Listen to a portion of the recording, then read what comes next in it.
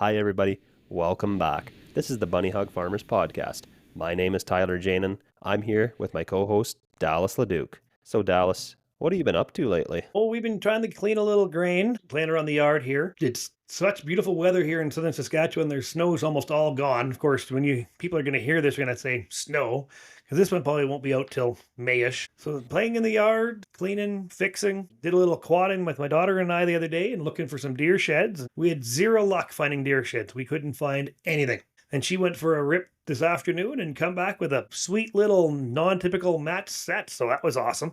So then just about that, just work and getting ready for spring seeding. Or if you're listening to this, the end of seeding, I hope. Did you end up with much deer damage in your yard this year with the cold weather and the deer not being able to find feed? They had no problems to feed. The bales, there's 250 bales north of the yard. We only had 5-6 inches of the snow, so the home quarter here is hay, so the deer have good picking out here and slough grass and stuff. So we don't get much deer damage in the yard on these drier winters. Yeah, so see, we had a lot of snow. Probably, if the wind didn't blow, I'd say we probably had close to 2 feet of snow here at our place this winter. And as we've talked before on this podcast, we do have cattle here at our farm, but even with the feed yard there, we suffered quite a bit of wildlife damage in our yard with the deer and whatnot. And unfortunately, there's really nothing you can do about them other than putting protection up on your shelter belt. Like legally, you can't shoot them. That's a big no-no out of season or without tags, so not going to do that. You're not supposed to chase them, and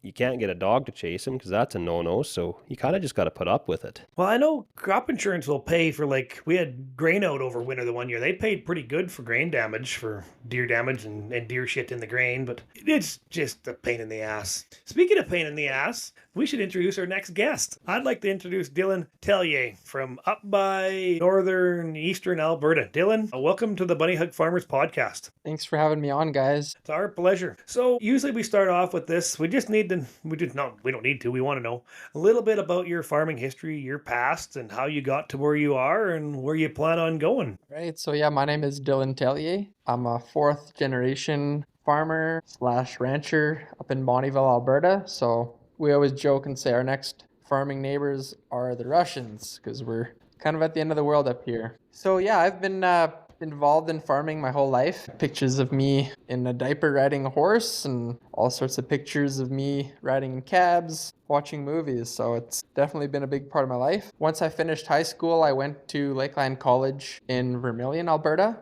I took crop technology there for 2 years. I graduated and then I did meat processing in Olds, Alberta. So they put on a little 4-month meat processing course. You get a certificate and you learn everything from slaughter to final preparation. And I really enjoyed that course. You learned a lot. Instructors are great. And Olds is just such a nice part of the province. That's a little bit about me. And I've just been farming ever since then, full time.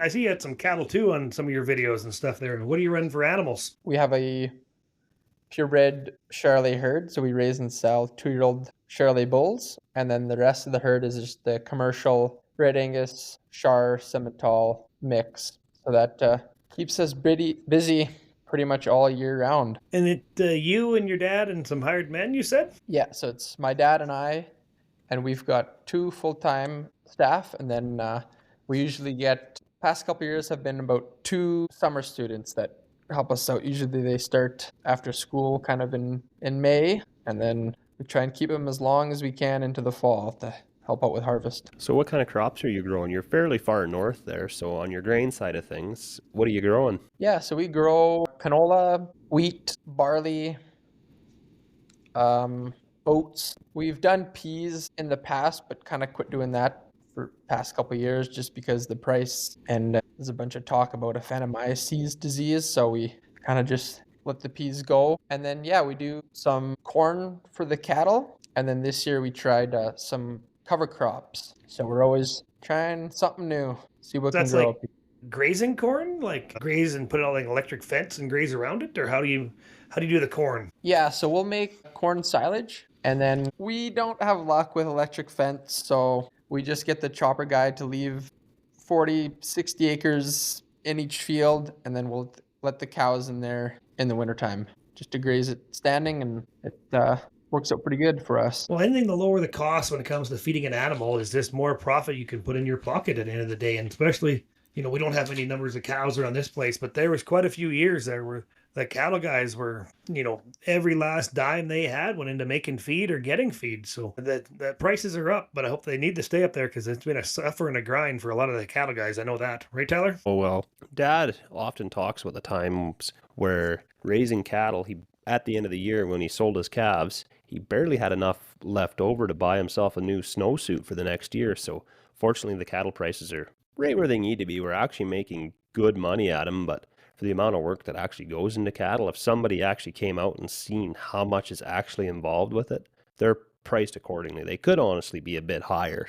Unless you go to Costco when you want to buy a steak or some beef, because holy man, a brisket at Costco is like $180. And that's one thing that really surprises me. Like, Dad often talked about how the brisket used to be the throwaway. The people that didn't have any money, that's what they bought. But, well, I got a really good slow cooker brisket recipe that I got, and I always got to invite a few friends over to have it, and there's none left. So maybe one day, if this stays successful, Dallas and I will make a cookbook, and we'll get recipes from all our guests we've had on, and we'll make a farmer's cookbook. Stay successful. It's got to get successful first. Nobody shut us down yet, so I'd say we're successful. Depends on this end too. So Dylan, you went on a trip here just the other day. I'd like to know more about your Alan Jackson trip. And, have you been a long-time Alan Jackson fan, or was this because of one of his last shows and you had to go? Yeah, so recently I took a little spontaneous trip down to Florida. I had to go see one of Alan Jackson's last concerts. So yeah, the way it worked out was a girl on social media, TikTok, she made a video saying, I have an extra Alan Jackson concert ticket. Who wants to go with me? And we've been chatting a little bit on and off for a couple months now, so we kind of knew each other. And I said, let's go. Gotta venture off the farm if we're gonna find a soulmate. So Yeah. took a little leap of faith. Went down there. And yeah, I've been an Alan Jackson fan forever. I mean, he's just got so many hits. Always have loved the guy. So it was, I was pretty excited about this trip. So yeah, he put on an amazing concert. It was the best concert I've ever been to. And I've been to quite a few concerts. So it was amazing to see. It's pretty hard to beat that 80s and 90s country music. That's what I grew up listening to. I have a hard time listening to this newer pop country, so I'll get out the Spotify. I got an 80s and 90s country playlist. Some of the newer stuff I can listen to, but if I get bored of that, I open up Spotify and I'll listen to the Bunny Hug Farmers podcast. Shameless plug. I love Shameless it. plug for our own podcast. Sorry, Dylan, continue on. Yeah, so we spent a couple days down there and we did some gator sightseeing. We went to a big flea market and just enjoyed the nice Florida sun and beaches. I noticed there Alan Jackson on his concert, somebody had a video at a different angle. It seemed like he had almost a harder time walking, and it looked like he was leaning against like a stool or something the whole time. I was wondering, could you notice that too, or? Yeah, so he does have like a disease that affects his muscles, so you can tell he's in quite a bit of pain when he's up there. And whenever he plays a song, he's leaning up against a stool, but he's in between songs, he still gets out and he's throwing t-shirts, he's walking across the whole stage, and he's just rocking it, like amazing. That would be amazing. I'm glad I know somebody that went and seen that last one, because that would be the shame the not have went. So hate to ask you a kiss and tell, but how did the date go? Well, folks, you should see this. We have the cameras on, and Dylan's is getting redder and redder and redder. So We'll leave it at that. we'll leave it at that. And being at spring seeding, to change subjects here a little bit, what do you have on your auction sale watch list? There's something out there you want to have before spring seeding? You can tell us, because I'm not going to bid you up and it'll be sold time this is released. Yeah, I guess. Well, we just upgraded our seeder. We're switching over from the John Deere Conserva pack to the disc drill, which a lot of people saying we're making the wrong move there, but we just got so many rocks that we're tired of spending a month picking them, so we're going to try the disc and hopefully just leave the rocks in place. The auction, well, the semis, the Peterbilts, they always catch my eye. So, maybe if we see a Pete 379 for sale somewhere, we'll have to see what it's going for, because The price of trucks has come down a lot in the past, even just 2 years, it seems. So Well, I that's what's on noticed my list. on Ritchie Brothers in Lethbridge right now, but there's like 6 or 7 like 2024 Pete's 389s, all flat tops, all gray and red. They're pretty sweet looking trucks. Way out of my price range, but maybe not out of your price range. Yeah, and then being so far up north, we got quite the trek to make the haul of grain. Sometimes it's a 5-hour round trip, so that thing's got to be tip-top shape for us. Same with me down here. My nearest stuff is an hour, hour each way. And then, depends if we go to Swift Current or Moose Jaw or Weyburn or whatever, you could be up to 2 hours each way, so you're like 5-hour, 6-hour round trips. So you need to have them up to spec. Okay, and do you haul that grain yourself, Dallas, or? Yeah, me and the hired man and dad still drive some too. But you know what? Sometimes the good guys watching the markets, if you can just get a picked up contract for only costing you 20, 30 cents a bushel, at the end of the day, you're making money by not running your own stuff. But then sometimes then you have hired men you're paying and they're looking at you looking, what are we doing today, boss? Well, I guess we're going to go hauling because you need a paycheck and I need you around. Yeah, And then what about you, Tyler? How far are the elevators for you? 4 miles. Oh, jeez. Yeah, I got a Viterra. Hey, if anybody's wondering what I'm yelling about, Dallas just flipped me off. So, yeah, we got a Viterra that we're very fortunate that we can haul to. It's on a 9-month primary highway, so normally actually I think today just our road bans came on. So, but it's on a 9-month primary highway. Normally we've got all our grain out. 4 miles, most of our grain goes there. We're very fortunate that way. Well, that's handy to have. We're 5 miles to the elevator we own. You own an elevator? Yeah, we own the elevator. We own 1/3 share in the old wheat pool elevator right in Glentworth. So we're split with 2 you're other gonna have guys. to do a video on this elevator someday. It's on the to-do list. I made a little one last year when I was unloading quickly, but we haven't hauled out of there yet. So I want to do a good in-depth video and, the one where you set your camera up and then you go down and you make something move and the one that takes about 9 times longer to make than what you would normally do. So it's on the plan because there's only a few hundred of them wooden elevators still standing. And I bet you there's probably less than 100 that are in as good a shape as what that one is with the cleaner and the full scale. And it holds about 145,000 bushels in there. And it was built in 82, so it's in good old shape. And we owned it longer than the pool had it because we bought it in 99, I believe. Now, that is a newer wood crib elevator then. And they tore out the line. Oh, got to be 20 some years ago they tore out the line. So, the elevator sold for, at that time, basically nothing. I think it was 20 grand for the elevator. Was that a CP line or a CN line? Well, out of my realm of knowledge. The engines were red, whatever that meant. Well, that could either be CP or CN. I'd have we to need look. to teach you the alphabet? Maybe.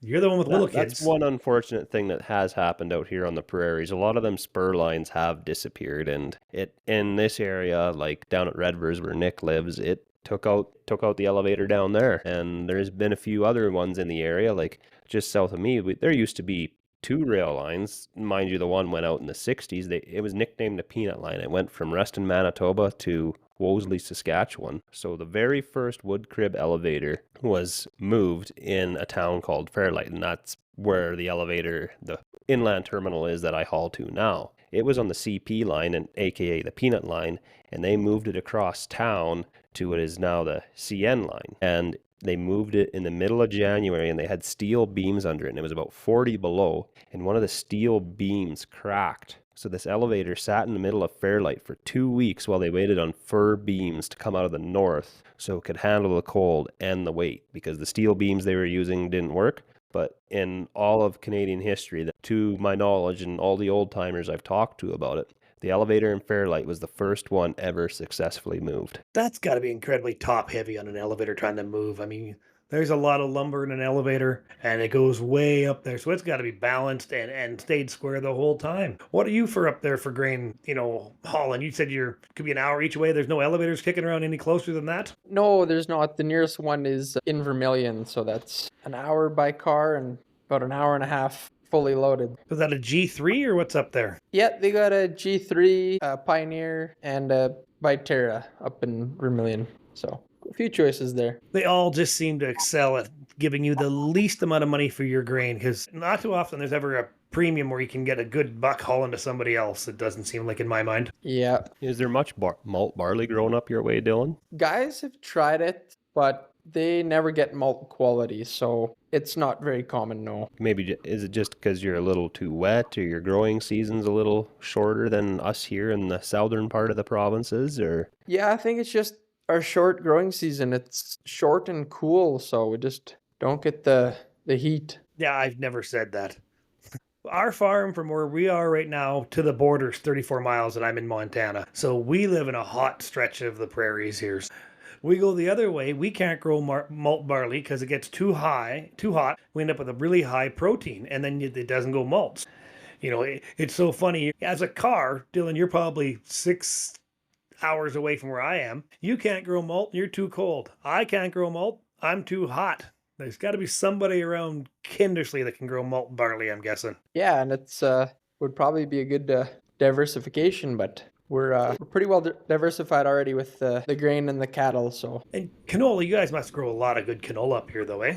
Up there? Yeah, we do. We always have pretty decent canola crops. Last summer they kind of got a little blasted there with the heat, but might have been a little below average yield, but yeah, we always do pretty good with the canola. Are you straight cut on your farm, or do you swath everything? We're all straight cut right now. We always talk about cutting, but we've never had luck cutting canola. We've got a John Deere with a honeybee header on, and that thing just makes beaver huts like crazy. So what is kind of your average canola yield? And if you don't want to say, just say good. Yeah, we're probably around that 50 bushels an acre. Maybe last year was 30. So it's kind of what we see. That's pretty decent if you can average 50 from year to year to year. Let's hope the price comes up a little bit, because right now these beatings we're taking on the market price are just awful. Yeah.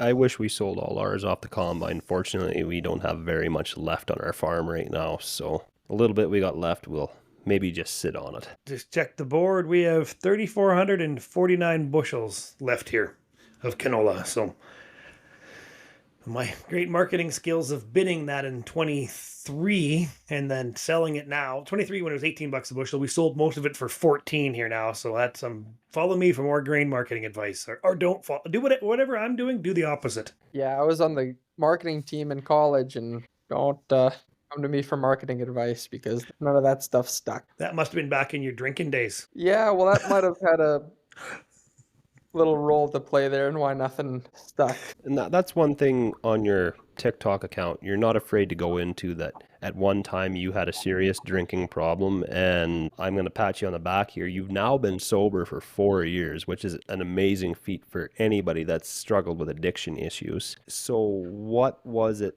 that caused you to hit rock bottom and realize that you needed to turn your life around? Yeah, well, thank you for the congratulations there. It always means so much hearing it out loud. I'll also congratulate you too. I have family members that also quit drinking, and I know how hard that has been. And so anybody that can do it and know they had a problem and do it, I'm also going to congratulate you, because it's not easy, and it takes a lot of support on that. So good job, buddy. Thank you. Yeah, so pretty much right, when I started drinking, you start sneaking beers. For me, it was right around 16, 17, and I always had a problem with going from 0 to 100. It was all gas, no brakes. I could never just have one beer. But you always have your reasons. Back then it was, we're high school, we're young, we're just having fun. Then it moves into college, and college, there's no... It comes with it. Yeah, and there's no real consequences, I guess, for missing class or anything like that. So you just keep drinking. And then, kind of when I noticed it really beginning to be a problem was during COVID. So I know a lot of people, they'll blame COVID for kind of what happened, but I don't really want to place the blame on anything besides myself, right? Like I'm not going to point my fingers and say, it was because of COVID that this happened.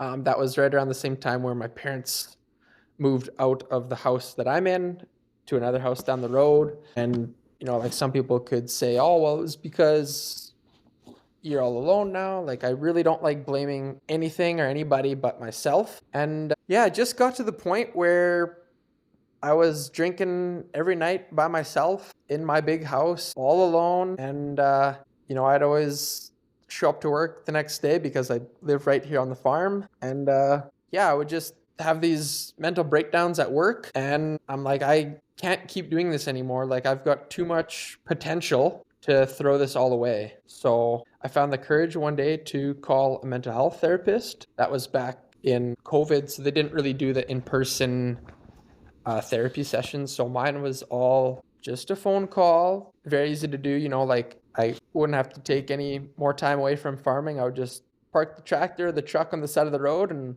talk to this girl for an hour.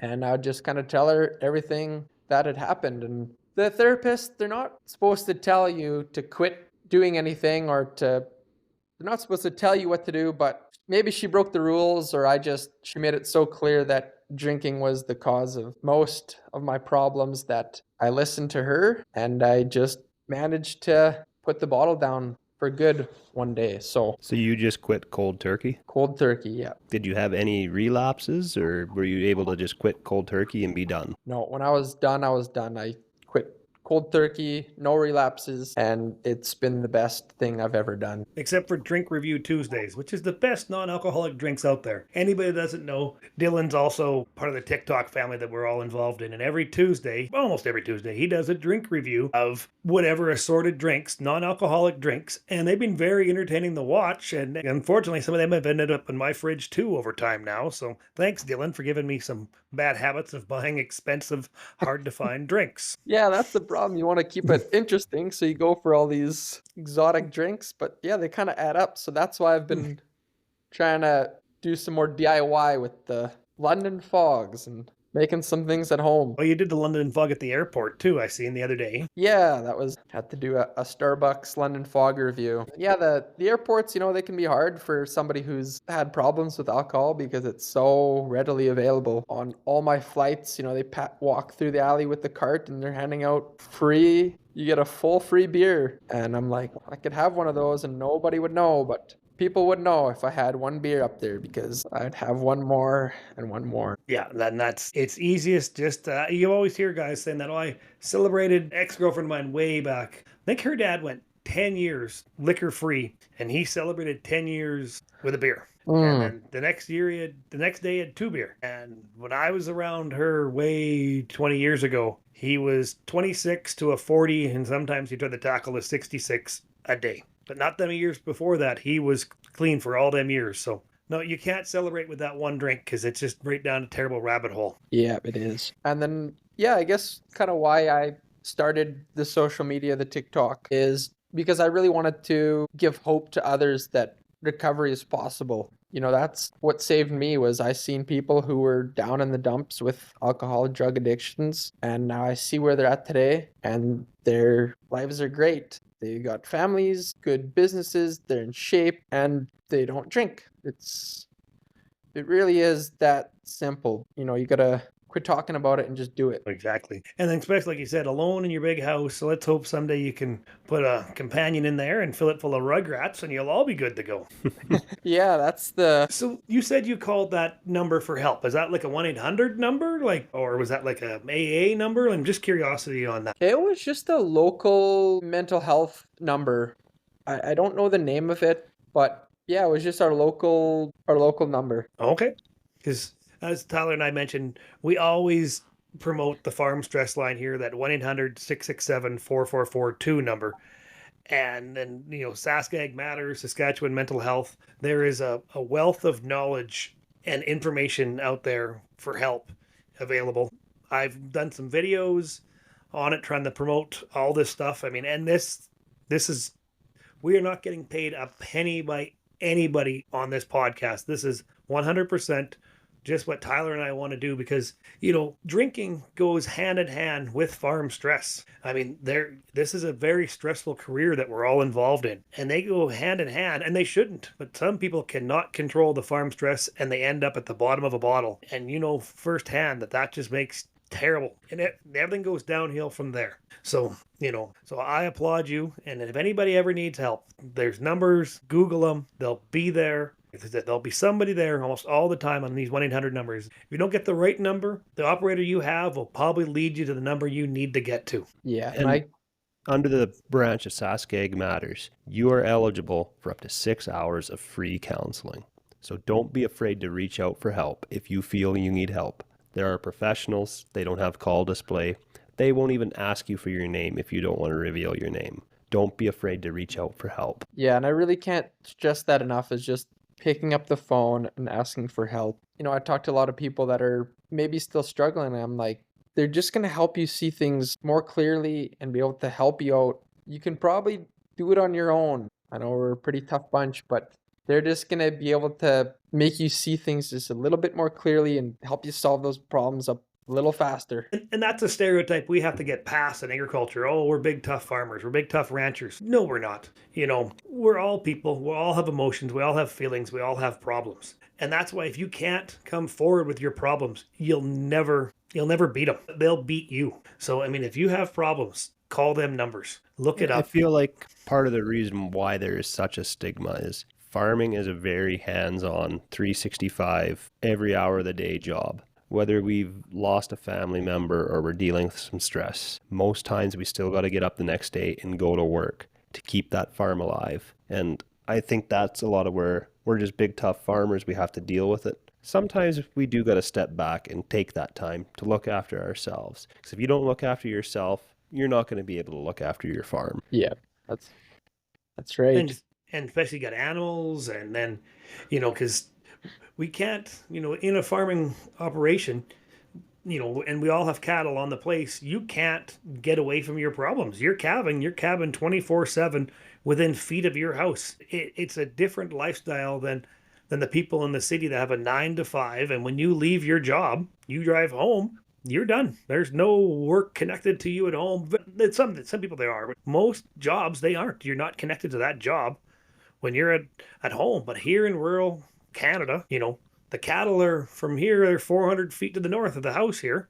You know, we're calving. We only have 11, but we're still calving. You still have to watch them. You still got to careful. You still got to feed them. You got to make sure everything's good. 40 below, you got to check your waterers.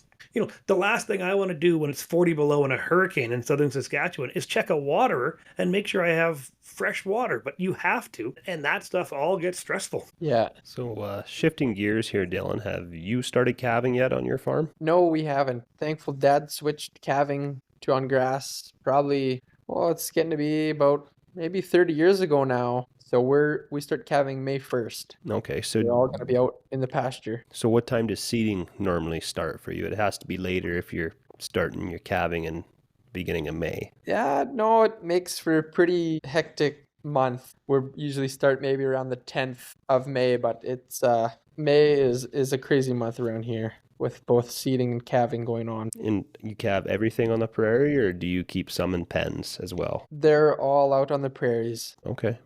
And obviously good luck and success doing that. And even for heifers and stuff, all out there, eh? All out there, yeah. Our cows, they spend about a couple days in the pens a year, one at preg checking and once for branding. So they're not in the pens very much. So you've mentioned before you're fairly far north. Do you have problems with wolves or just mainly coyotes? The wolves, we haven't had any problems with wolves yet. They are around. So, but we try and keep a pretty tight leash on the predator control. So we got a guy that's been snaring on our place for 15 years. Yeah, that is another issue, you know, with calving out on grass. It's a different set of problems, and predators are one of them. So last year we maybe had the highest loss to predators, coyotes, we've ever had. We actually had to get the game warden out here, and we asked him what the heck's going on, because they would grab a calf and there's a big trail of blood, and we didn't know what the heck was going on. So he came out and he just came to the conclusion that, yeah, it was coyotes that took him. So, And I think once a coyote gets a taste for that, you know, fresh kills, it just becomes their next nature is just want to have a fresh kill. I mean, because sometimes we've had coyotes, they'll be right in the corrals here, don't have a problem. But then the next guy over, they'll get a coyote, will get the taste for killing calves, and that's all they'll do. And do you guys have any other kind of wildlife problems there? Mainly just coyotes. My place, they're not really too much of a problem. We actually have a bounty for them in RM currently, so if we do see a coyote and it's up near the pens, somehow it ends up with a lead injection. So, but we'll leave that at that. But it's not a huge problem in our area. just because there is enough hunting that goes on. Well, this isn't TikTok, Tyler. We can actually say words like gun and YouTube, and well, suicide's a bad one, but you can't say that on TikTok. Or we've discovered now with this podcast, you can't say podcast or Spotify in a TikTok video. TikTok won't put it in the algorithm. I mean, Tyler and I did a video here the other day. The two of us went back and forth in the video. It was a cool video. And I don't think that video has 1,000 views between the 5 people that were in that video. If you notice that anytime, Dylan, certain words in a video will kill your video. I've had it where I've shown a cow pie, cow patty, and that affects the performance of the video. That gets flagged for whatever reason. Showing a cow pie, they don't like that. Well, Dallas, you just recently had a video get flagged of your daughter riding a quad with, she was wearing a helmet, she had long sleeves, long pants on, she was riding safely, she wasn't driving around like a jackass, and it got flagged on you. Oh yeah, I sent that in for review, and first of all, they took it down right away off the bat, and then I had it reviewed, and then they put it back up, but it's only people like Dylan and Tyler can see it, but only friends can see it. It's not in the For You page. It's just in the following page. So, and that's what I've noticed. That just irks me to the highest here. I made a video trying to promote the farm stress line, and I mentioned suicide in that video because that's a major factor in agriculture is suicide. I think farmers have one of the highest rates of suicide in the world. And I said suicide in that video, and boom, that video got 500 views. That video should have done way better than 500 views. That's the SA, the sexual assault. I mean, there is a lot of bad words that you shouldn't say in a video. But when you're trying to promote the farm stress line and you mention suicide, it's the exact opposite of what it's supposed to do. It's supposed to help. And in my mind, it almost makes it worse. Because, I mean, that things are supposed to help. I mean, there's some terrible words. The big N word, you can't say. I'll never say that in the video. Not a factor. The big C word, I won't say it. Not a factor. But a lot of the other ones are part of life that we have to deal with and we have to get past. That's what makes me so mad is they're taking down stuff that they shouldn't take down. I mean, a picture of a cow shit, and that's taken down. Or whatever. Or, my daughter in a quad, taken down. I mentioned, well, and obviously TikTok doesn't want people to go away from their platform. So if you mention YouTube, it kills your video, and Instagram, it's the same way. There's certain catchwords in there that they hear them in the video. They're just part of the algorithm.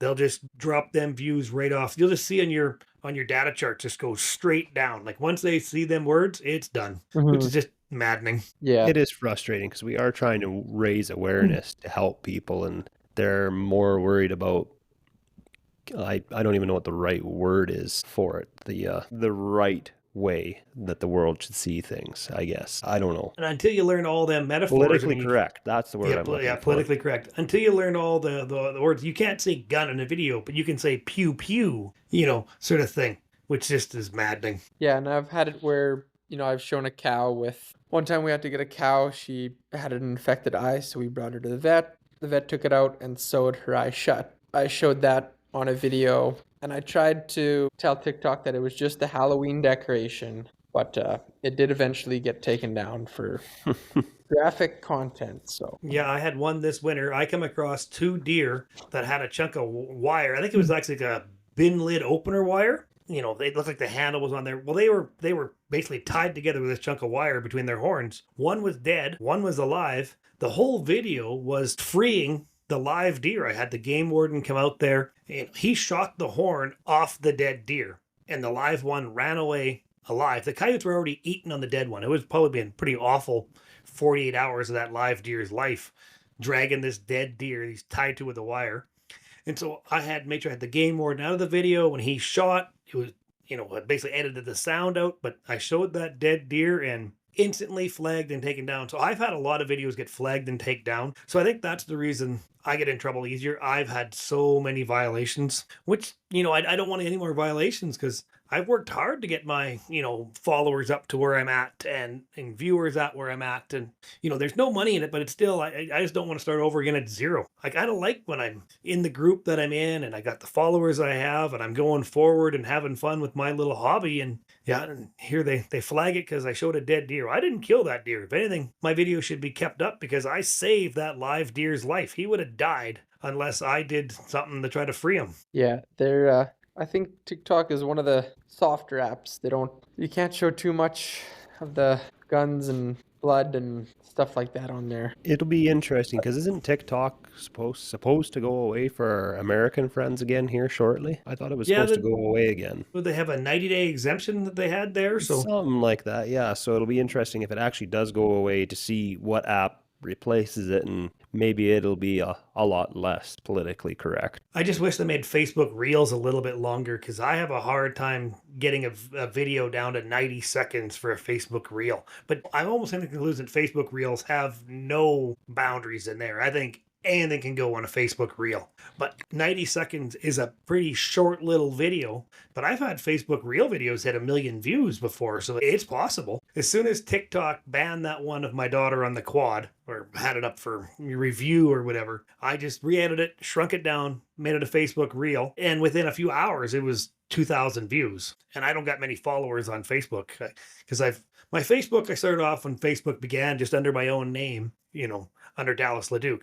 But on TikTok, I am everyone knows Dallas because that's just my sister come up with that saying, and I've went with that one, and I've had a ball with that one. And it seems like you probably know it's the same thing too, Dylan. You go out and about, you get to the big city or whatever, and how often do you get recognized? Yeah, more often than I ever thought I would be. And it's a humbling, and I love it and I appreciate it when everybody walks up and want to shake my hand and say they enjoy my videos. I mean, that I don't do it for that, but I appreciate that. And I thank everybody that's come up. The only weird thing is when people want to have their picture taken with me. My wife doesn't like having her picture taken with me. Nevertheless, strangers want to have their pictures taken with me. But you know what? If you like my content and you think I'm doing good and you want to have your picture taken with me, I'll gladly do it. Yeah, same with me. Especially if they're cute, right, Dylan? The cuter, the better. In case anybody's wondering. But unfortunately, we're at the farm show down in Red Deer this year, and I was with some friends, and they're like, yeah, like, you getting an awful lot of guys coming up to you and asking for pictures, Dale, but no girls.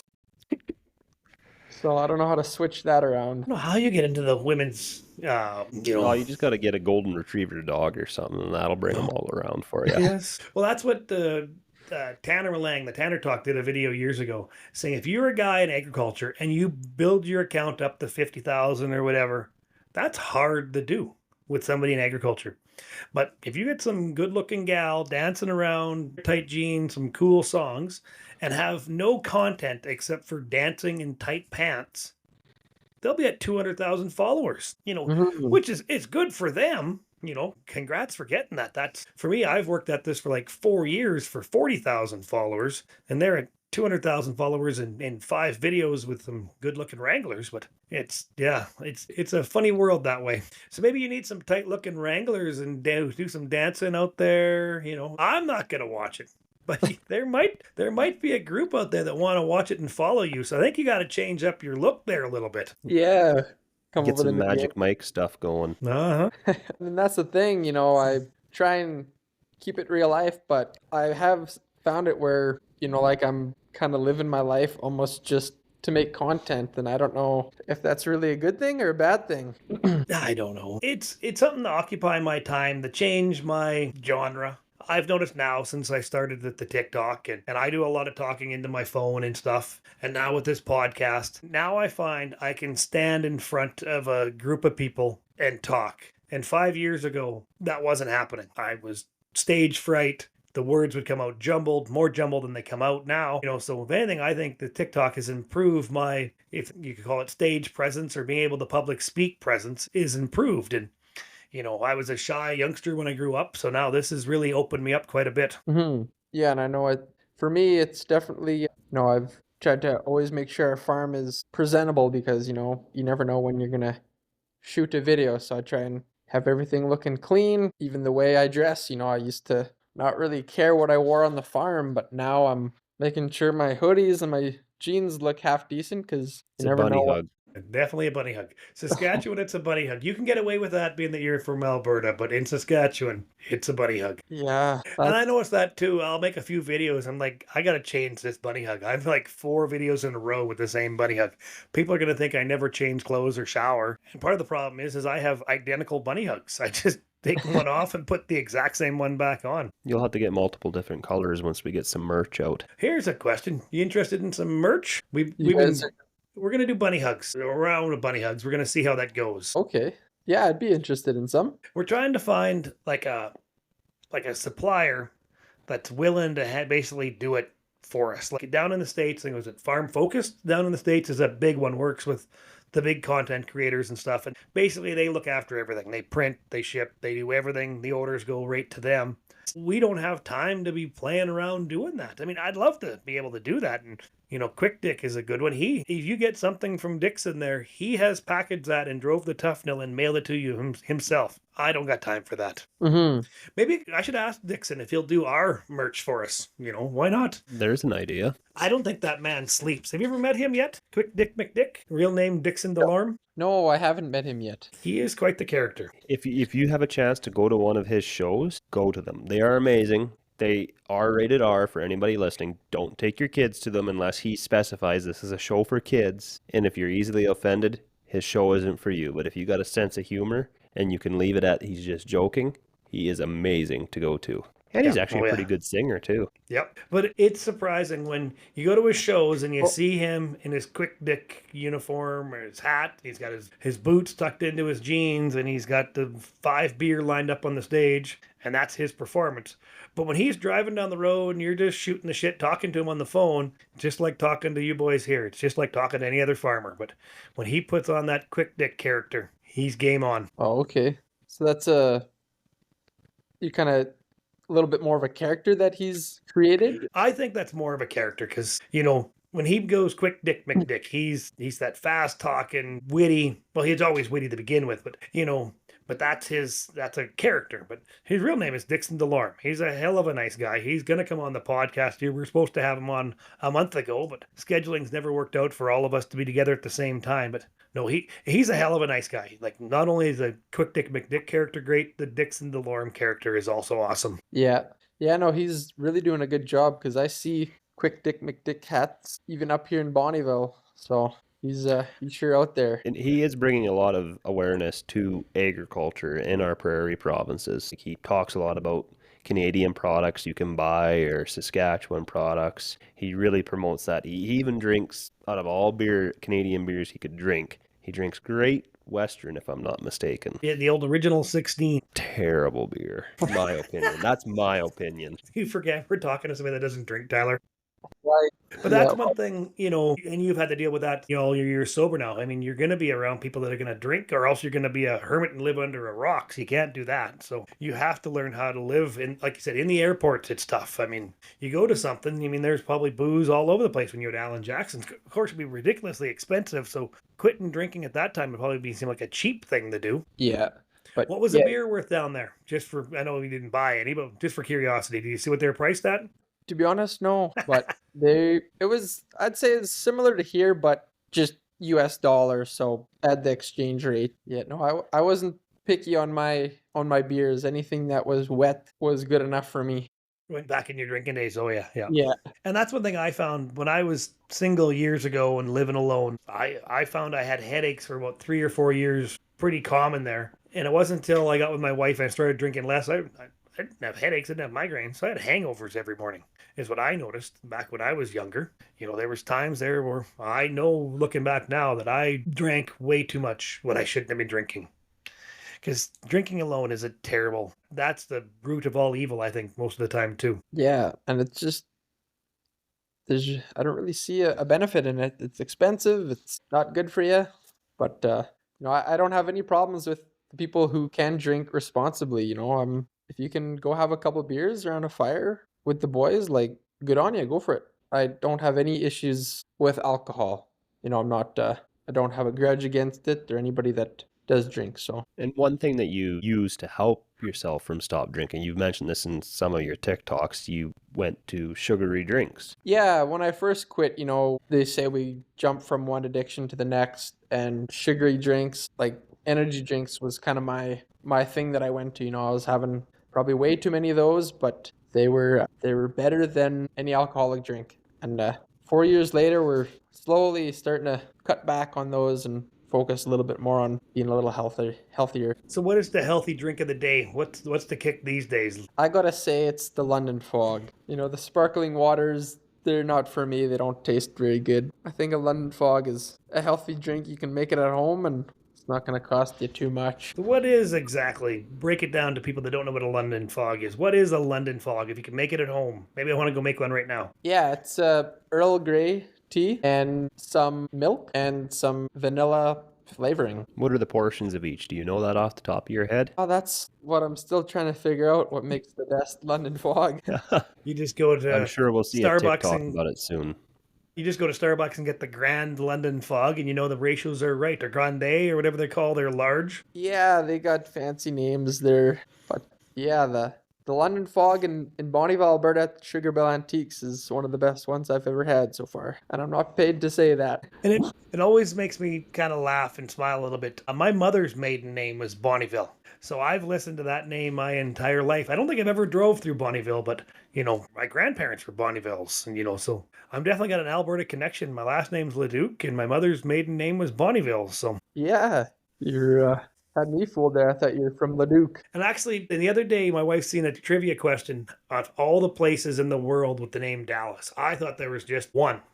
Texas. I think there's 9 cities or towns throughout the world, like 8 in the States and 1 in Scotland, all with the town name of Dallas, which I thought was just mind-blowing. And I got a cousin, his name is Devin Leduc, and he's got a picture of the intersection in Alberta where you can go to Leduc or Devon. And it's just like in 2 signs, Devin Leduc.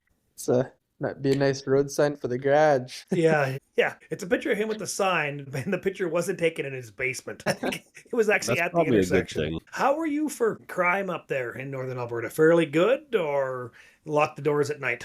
Our farm's located down a dead-end road, so we seem to be good right where we're at. But, everywhere around here, it happens. There's just stolen trucks, cars, stuff like that is kind of always going on. So, yeah, it's not the best, but our farm seems to be good. Well, that's one thing I've noticed too. We farmed the land on the Wood Mountain Reservation, and that's one of the best in Canada for no crime, and everybody there is awesome. We had a young hired man that had to come from a reservation up north, and at the end of the day when we're leaving, he's like, well, do we lock up everything and take all the tools out of stuff and the radios out of stuff? And I'm like, no, this is one of the safest places on the planet. Like, this stuff is fine. It's probably safer here than most other places we farm, but I'm pretty lucky down here. Touch wood on this podcast that things don't change, but I've been very fortunate for that. We have a little bit in our area, not too bad. We've had some instances of people coming into the yard at night. Fortunately, those times, to our knowledge, nothing went missing. But I do have farmers that I know in the area that have had trucks stolen, fuel stolen, tools stolen. My dad even has a friend where they stole a tractor to go pull a truck out that they stole, and they busted the hood off the tractor in the process of doing it. So that was very unfortunate for him. So it is around in this area. It's more prevalent once seeding kind of has started and there's equipment out and about, but not so much in the winter. Yeah, it all depends. And I would always think the closer you get to a major city, probably the higher the crime rate's going to be. And especially in the cities. I mean, city people come out here and they lock their car when they come in the house because it's just such a habit. Out here, if you take the keys out of the vehicle, I'm just pissed off because I can't find them. And well, they're in the house so they can use the command start or whatever. But it's like they should be left in the ignition where I know where they are. Yeah, that's our hiding spot too, is in the ignition. Yeah, well, it's very sad how it has changed, because when I was in high school, I left the keys in the ignition of my half ton in town in the high school parking lot. Now I wouldn't dare do that because some young kid would think, oh, I'm going to take this for a joyride. He'll never know. Or Mooseman's right on a main highway. We get there is a bit of riffraff that comes off the main highway too. So maybe that's part of the reason why I see a little bit of it in my area, but unfortunately it is what it is. And with our laws, there's really nothing we can do by not being a police officer or somebody in the power of law to do anything about it. Yes, and that's one thing that I find we're short too. And out here, our local detachment, they're always down a member or two, and they're never at full strength. You know, I often joke if you see a cop down in this part of the world, he's lost and he's just looking for directions to get back home. And that is the unfortunate thing. Like in the city, they whine and moan that they don't have enough police in some areas. Well, what about us out here in the prairies? If I call for police and somebody's breaking into my house, I'd be lucky if I seen a police officer in an hour, just because our local detachment, they're sharing members with another detachment that's 3/4 of an hour away, just because there's not enough members to go around anymore. Yeah, I'm the same over here. The three closest police would be Pontex, Gravelberg, and Assiniboia, and they're basically all 45 minutes to an hour. And so time you called that in, it's an hour. And we don't mean this in any negative way to anybody in law enforcement. We have full respect. These are just facts. Yeah, and it's been tough times in law enforcement. There's been so many things that drag them down. You know, the drawing card for young guys, you know, to head into law enforcement, the last little bit isn't there. You know, the pay's not good. The hours aren't good. The first thing you do when you become an RCMP officer, they send you the tuck up north so you can just be away from everybody you ever met your entire life. Like there's a lot of downsides. I think the guys that are in it, the guys and gals that are in it, they're great. They just need more people to want to take that, you know, career choice. One thing I feel is part of a problem is police aren't allowed to be police. They're so worried about making one little mistake because everybody's got a camera now. So when the police are out, there's always that one person that's got to have their phone out on them, recording every step they make. So they're so worried about making one tiny error that's going to get them in trouble. They're not being able to police the way they should be able to police. Yeah. And then you get the Karen neighbors or whoever that all started off there, but there's always somebody that just wants to argue with them and play devil's advocate the entire time and just argue to argue. Yes, you know, you see the videos, they're outright, they're caught, they're speeding, it's nothing. But they want to argue. They don't want to roll down their windows. They're in a sovereign state. Those are just goofy. That's where you want to just turn off your camera, take him outside, and smack him outside the head. You're probably young enough to remember when the cops actually did that with people that just needed a quick attitude adjustment, Dallas. Well, I needed that attitude adjustment, but I never got it that way. They did mine the old-fashioned way by removing my driver's license for a period of months in a row, a few times.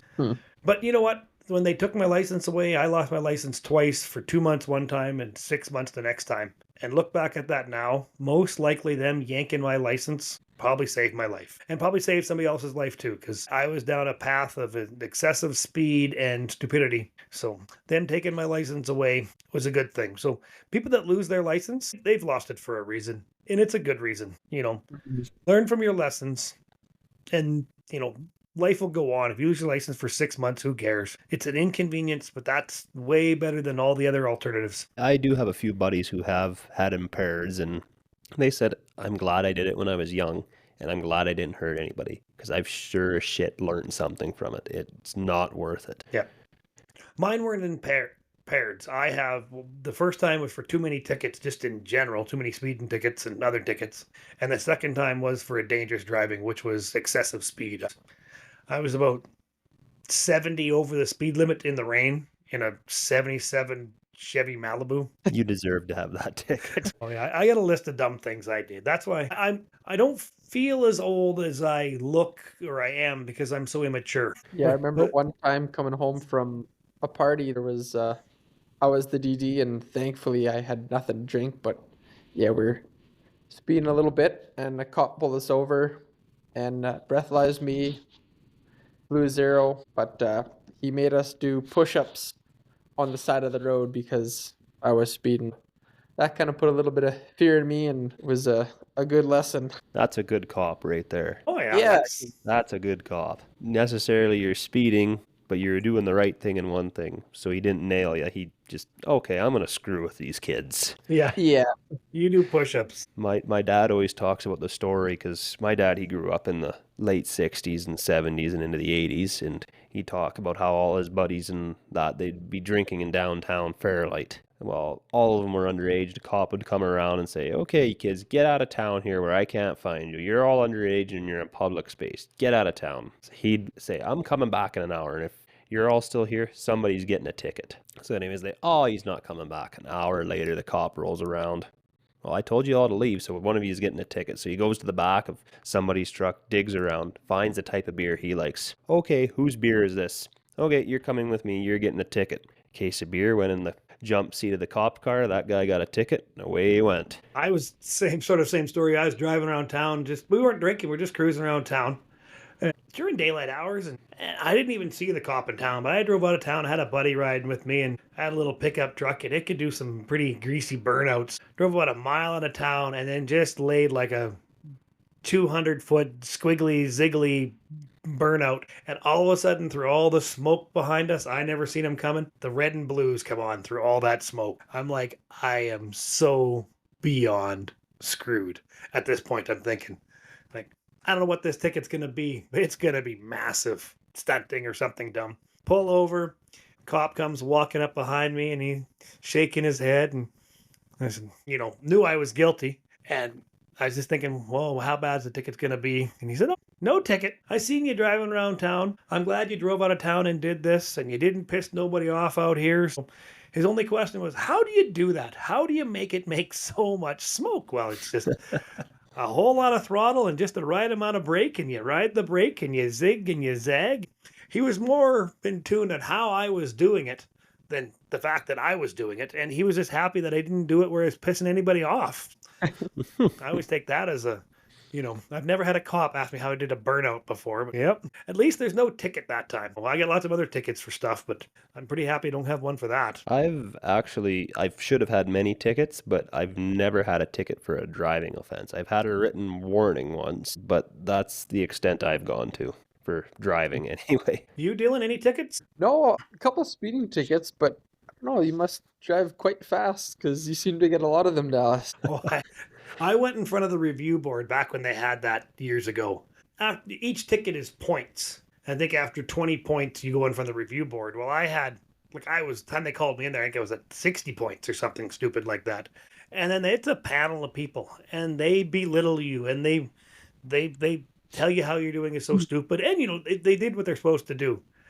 And they bring you the tears. And then they yank my license for 2 months that time.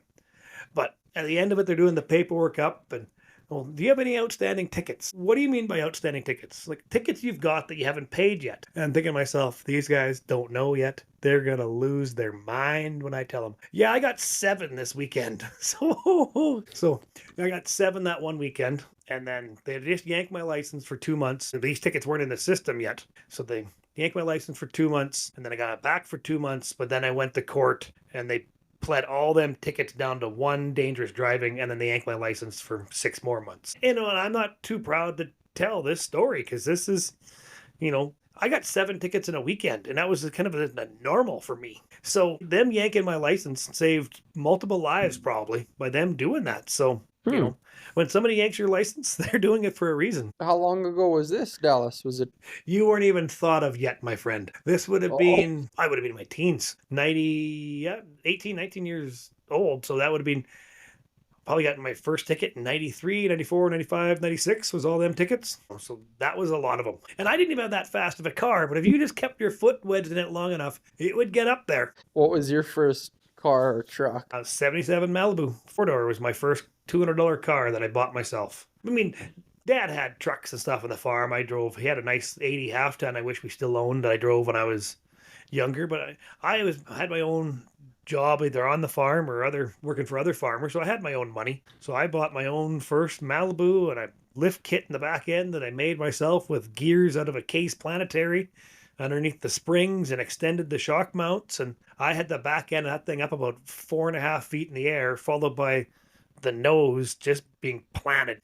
If you drove on a tracked out grid road, you would basically push gravel with the bumper. Like, it was so obnoxiously stupid and terribly set up. You had that gasser look to it. It had a big gasser look to it with a 305 Chevy in there. But I'm glad I only had a 305 because a 350 I might have got it in trouble. Dylan, what was your first set of Hot Wheels? 2004 Chevy half ton, black extended cab. Yeah. Yep. Were you driving by Brooks and Medicine Hat a few weeks ago? Because I ended up racing some kid on the highway there with a black extended cab '04 Chevy. No, that truck we polished her off on the farm, so it's no longer driving, unfortunately. Tyler, I guess we've never crossed this border either, but what have you got for your first wheels? My first set of wheels was a 2007 GMC Canyon. Two-wheel drive. I went everywhere. My buddies had four-wheel drives. I went everywhere with that two-wheel drive that my buddies went with their four-wheel drives. The thing was so light, but it's kind of a good thing in a way because Dad said, well, your first vehicle, I'm not getting you a four-wheel drive. You're going to learn how to drive. So, and I am grateful for my dad helping me out with my first vehicle and it being a two-wheel drive because it made me into a much better driver that I am today. Well, that's it. Back in, the up till like 88, a four-wheel drive pickup was just a big, cumbersome, gas-guzzling pickup. It isn't until Chevy come out with the 88 style and newer that you actually get a reasonably fuel mileage, good-looking four-wheel drive pickup. But that's my area of pickup. I mean, my ultimate pickup is if I could go to Nelson GM tomorrow and order a brand new pickup, I want a 97 Silverado extended cab, Z71 with buckets and leather. Now you can't get anything but fancy options. And these new vehicles are so tinny and so junky and so light. That's my two. My ultimate vehicle, that's what I want. I mean, I have two of them. One I rolled and one I still have. Okay. You don't ride with me. So Dylan, we're winding her down here, but I just got to know a little bit more about your dating life. I've seen some videos where you had a post office box and you were getting love letters from the ladies. How has that turned out for you? Yeah, so to my surprise, I actually received quite a few love letters. Everyone is always talking about how dating in this generation sucks. So I said, let's wind it back a couple years and date like 1930s. So I gave the internet my post office box and I said, if you want to contact me, you send me a letter. And quite a few of them reached out and they even wrote the date as July 2nd, 1930. It was pretty cute.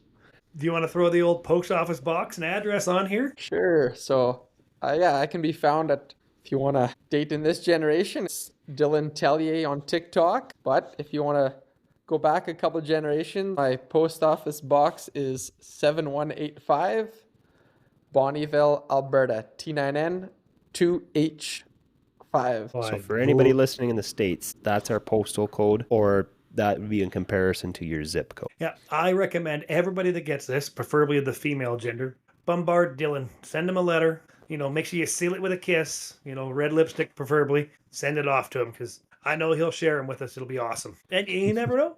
True love could just be one podcast away. There you go. But I got to thank you, Dylan. I really appreciate you coming on here. This whole podcast, we're so appreciative of all the guys that we've had on here. We're hoping to get some female guests on here really soon. But we've really had a really ball with this. And we've mainly been talking into, for the most part, social media type people, TikTok, YouTubers and stuff. But we are going to lead down some different paths with people still in agriculture, but not just on social media. We don't have to have you don't have to have 10,000 TikTok followers to be on this podcast. We just want to find some cool ass people that got great farming backgrounds and great farming stories. And then we want to talk to you on here because in my mind, this isn't an interview. It's just like, we're all in different rooms in different parts of the country, but it's just like we're sitting around the table, just BSing over a hot London fog. Yeah, well, this is my first podcast, so it's neat to get out of the TikTok world and see what the podcasting is all about. And Tyler and I, we just doing this just for our own, to see where it can lead to. And then, we're also, both of us really are big onto the SaaS mental health side and farm stress line and knowing that we're all in this together. And then there's more out there than, the terrible things that can happen if you don't get help. Yeah, well, I really like what you guys are standing up for. I like what you guys are promoting here and bringing light to Canadian agriculture. And once again, that farm stress line number is 1-800-667-4442. And we didn't even much get into a lot of farm machinery on Dylan's farm. I guess we'll have to have you back because only thing we know is we'll have to wait till after spring seeding's done. Have to see how that disc drill performed for you. And then we never got into the rest of your machinery or any of that stuff around there. So there's a lot more we need to find out about Mr. Dylan here. Yeah, we'll see if you There might be a John Deere Distral up for sale, but hopefully not. Well, if you do, I recommend a Vatterstad. Yeah, that's our neighbors have one of them and they love that thing, but I don't know if we can get away from the green. Well, then you have to go to a Deermaster. Yeah, we might. We'd be more open to do that. I'm just trying to make Tyler not walk all the way off that old Borgo plank and splash into the ocean because he's pretty transfixed on the old mechanical 5720s with a chain drive tank and the old Borgo, the French meat grinder. That's why you don't grow any peas and lentils, because you know the tank's gonna ruin them all. What works for us might not work for you. That's what we're all about here on this podcast. Oh yeah, and that's one thing that we've majorly discovered is we've only this realm within 500 miles of my home base, basically. How vastly different agriculture is from where I'm at to Tyler to Dylan to Kale to Travis to Nick to Tony to Tanner. Those have been all the guests so far. How every one of these farms is relatively close, but vastly different in machinery, land, crops, productions. It's amazing. Yeah, I've learned so much just from being on social media and just showing our operation, and everybody chimes in and says what they do, and sometimes it's like, yeah, that's actually a really good idea. I don't know why we haven't tried that, but we tried and it really helps us out on our farm. Well, that's one thing I noticed. I re-edited or uploaded today that vacuum cleaner video of mine where we changed that fuel sight hose on the tank of the tractor. It split in the middle. It's a dumb design to begin with. But it was split and it was leaking and we had it covered with tape to slow the leak down. But we stuck a vacuum cleaner in the top of the fuel tank, turned it on, plugged the top hose so it couldn't suck air. Well, we pulled the bottom hose right off there. The tank's 3/4 full. It didn't lose a drop of fuel while that vacuum cleaner was sucking at the top of the tank. Put the hose on, reconnected it, and turned the vacuum cleaner off. That just went straight to 3/4 of a tank. The old vacuum cleaner trick. But I learned that from Tony Fast when he was doing thermostats in a cat.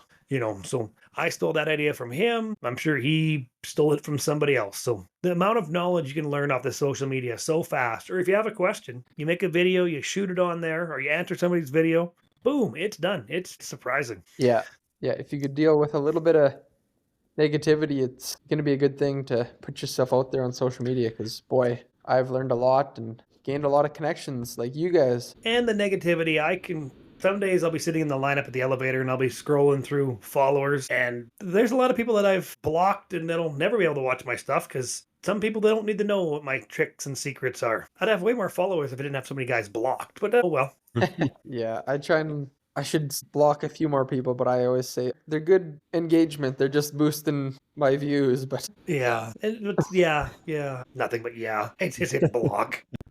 Yeah, it's not worth the headache. No, sometimes the people that troll and just comment a stupid comment to comment a stupid comment, I'll go with less interaction and say goodbye to you forever. You can now listen to me on the Bunny Hug Farmers, podcast on Spotify if you want any more information from me, because you're not finding me on TikTok. And I guess we're getting her up there in length there, folks. We appreciate everybody listening to this. Tyler and I have learned a lot. Every episode, I think we're getting better. We're figuring out how to make this sound right, look right. So I thank you, Tyler, so much for doing all this hard work. And I thank you, Dylan, for coming on and joining us. We're the Bunny Hug Farmers on Spotify. Thanks for listening. We really appreciate it. We're hoping to do more. We got some great guests lined up, and we're going to go from there. So thanks, guys.